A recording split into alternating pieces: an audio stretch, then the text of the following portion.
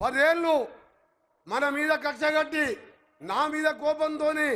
నాకెక్కడ పేరు వస్తుందో అని చెప్పి ఈ ఫ్లోరైడ్ జిల్లాని మూసి కోటి మంది వదిలిపెట్టే వ్యర్థాలు ఫ్యాక్టరీల వ్యర్థాలతో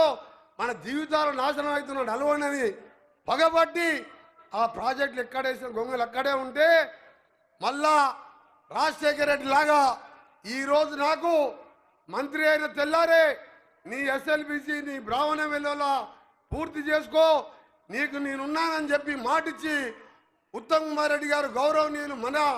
జిల్లాకే చెందిన వారు డిప్యూటీ సీఎం గారు కూడా అండగా ఉంటూ ఆ ప్రాజెక్టులన్నీ కూడా సీఎం గారు ఉత్తమ్ కుమార్ రెడ్డి గారు ఆ మిషన్ బోరింగ్ ఆగిపోయి ఎప్పుడో ఆగిపోయింది ఖరాబ్ అయి నన్ను గవర్నమెంట్ పైసలతో అమెరికా పంపించి ఉత్తమ్ కుమార్ రెడ్డి గారు లేఖ రాసి సీఎం గారిని ఒప్పించి సీఎం గారు కూడా పైకి ఆ కంపెనీతో మాట్లాడి ఈరోజు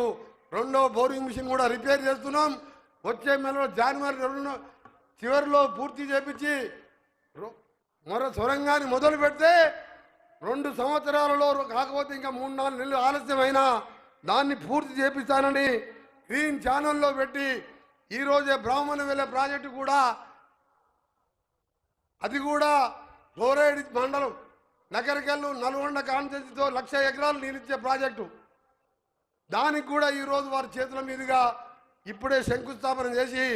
రైట్ లెఫ్ట్ కెనాల్ కూడా చేసి 3-4 మాసాలలో అక్కడ కూడా 1,00,000 ఎకరాల నీళ్ళు ఇవ్వడం జరుగుతుంది.